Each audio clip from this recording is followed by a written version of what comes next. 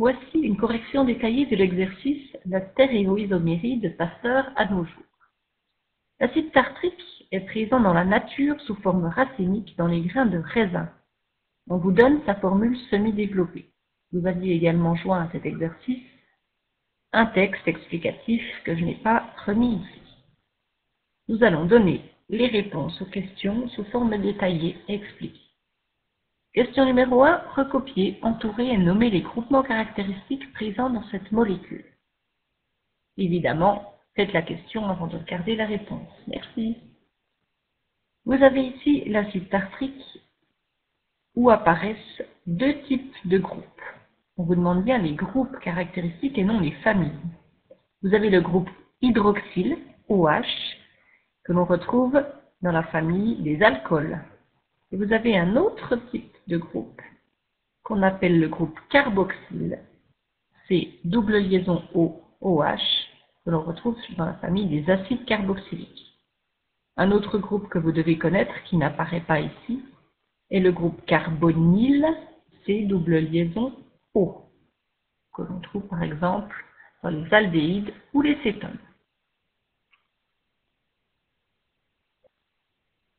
Nous parlons à nouveau de l'acide tartrique. On vous demande d'expliquer dans la question numéro 2 l'existence de plusieurs isomères de l'acide tartrique. Si vous repérez bien cet acide tartrique, on remarque qu'il y a des carbones asymétriques. Ils sont asymétriques car ils sont reliés à 4 groupes d'atomes différents. COH, H, OH et tout le reste. Idem pour le deuxième carbone asymétrique. Puisqu'il y a 2 carbones asymétriques dans cette molécule, il y aura donc plusieurs stéréoisomères de cette molécule.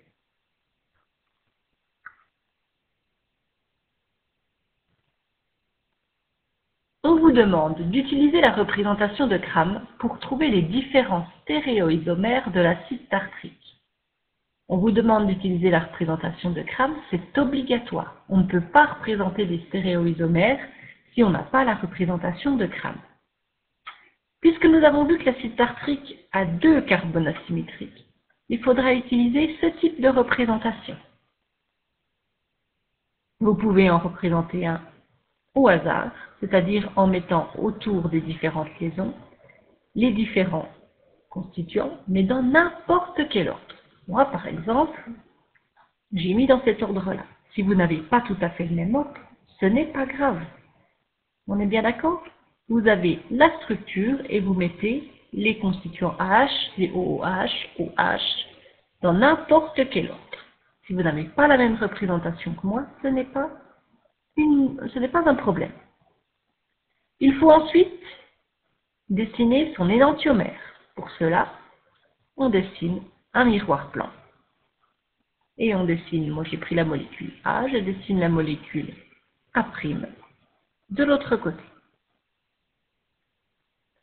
A' est le symétrique de A par rapport au miroir blanc. On va vous demander ensuite de dessiner une autre molécule qui sera son diastéréoisomère. Comment allons-nous faire? Nous allons simplement intervertir sur un seul des 2 carbones asymétriques 2 constituants. Par exemple, moi, j'ai interverti ces 2-là. J'espère que vous l'aviez repéré. Pour tout le reste, c'est identique.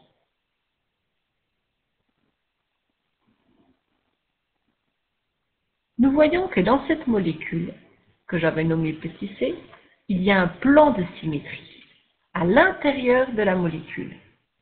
Il n'y aura donc pas d'énantiomère parce que C', que l'on pourrait dessiner en faisant le miroir blanc, lui sera forcément superposable, étant donné qu'il y a ce fameux plan de symétrie à l'intérieur de la molécule.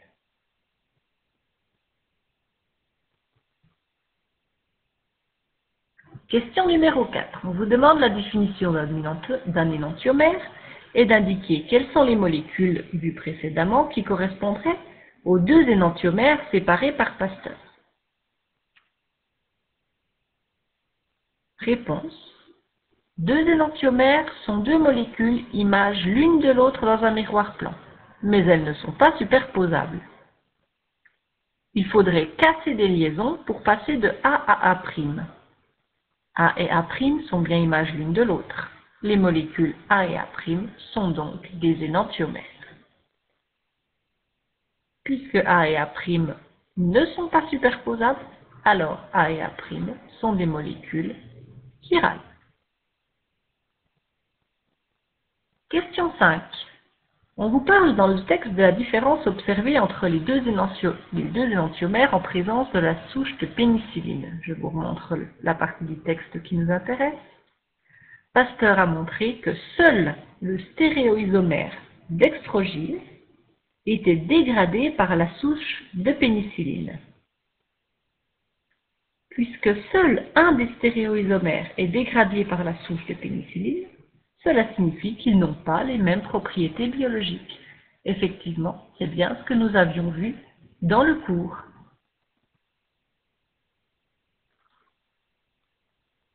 Qu'est-ce qu'un mélange racémique? Un mélange racémique est un mélange équimolaire de deux énantiomères. Ça, c'est une définition du cours que vous devez savoir. Il existe donc un troisième stéréoisomère que l'on appellera méso de l'acide tartrique. Et on vous demande de justifier le fait qu'il n'a pas d'action sur la lumière polarisée. Pour information, je vous rappelle que la lumière polarisée est une lumière qui est passée à travers un polarisateur et qui a changé de direction. Et on vous dit, dans le texte, que la molécule est inactive par rapport à la lumière polarisée parce qu'elle a une symétrie interne. Cela doit vous rappeler ce qu'on a dit sur la molécule C de tout à l'heure. Elle a un plan de symétrie à l'intérieur d'elle-même, donc un plan de symétrie interne. C'est donc une molécule qui est achirale, puisqu'elle sera superposable à son image dans un miroir plan. Voici donc la fameuse molécule C qui est inactive sur la lumière polarisée.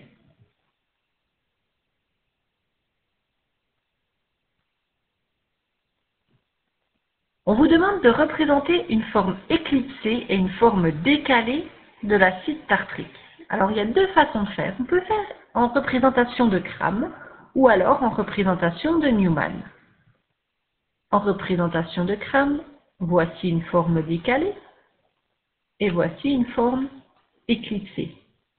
Je vous rappelle qu'en forme décalée, celui qui est devant par exemple là, ne cache pas celui qui est au deuxième plan.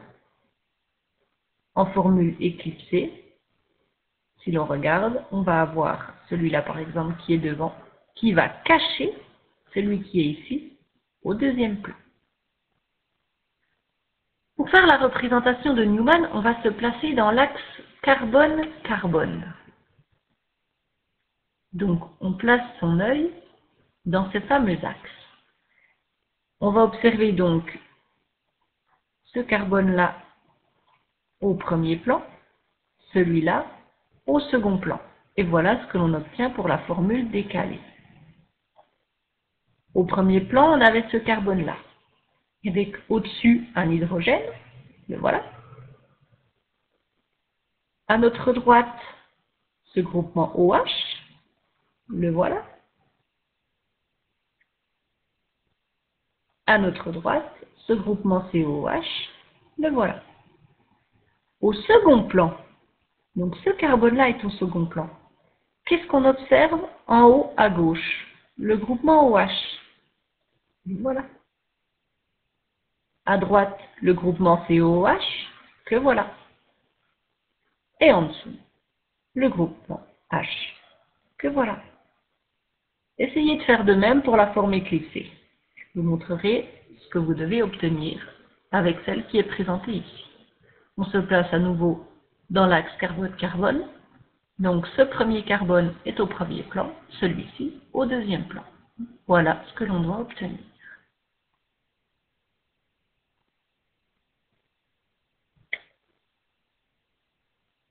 Vous pouvez représenter l'une ou l'autre des représentations. Peu importe, il faut simplement préciser dans quel cas vous vous situez. Question 9, on vous demande si l'on peut associer sans ambiguïté les caractéristiques physiques à chacun des stéréoisomères de l'acide tartrique. Nous avons vu dans le cours que des énantiomères ont des propriétés physiques et chimiques identiques. Nous remarquons ici que la température de fusion est de 172 degrés, solubilité de 104 g par litre pour l'alpha. Pour le bêta, des choses quasiment similaires. Température de fusion 172 degrés Celsius, solubilité 210 g par litre. On peut donc imaginer que alpha et bêta sont sûrement les deux énantiomères A et A'. Mais par contre, on ne peut pas en dire davantage. On ne pourrait pas dire que alpha, par exemple, correspond à A. Ça, on est incapable de le dire.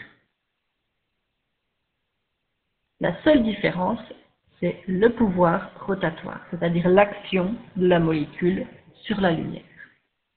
On peut par contre dire que le gamma, étant donné sa température de fusion très différente des deux autres et sa solubilité dans l'eau très différente des deux autres, on pourrait dire que c'est la molécule.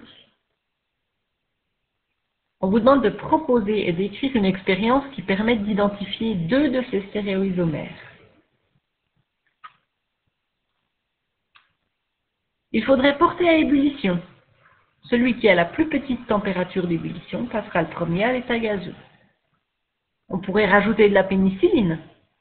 Celui qui réagira, qui dégradera la soudage de pénicilline, est celui qui sera le dextrogir. Et on pourrait également regarder le pouvoir rotatoire.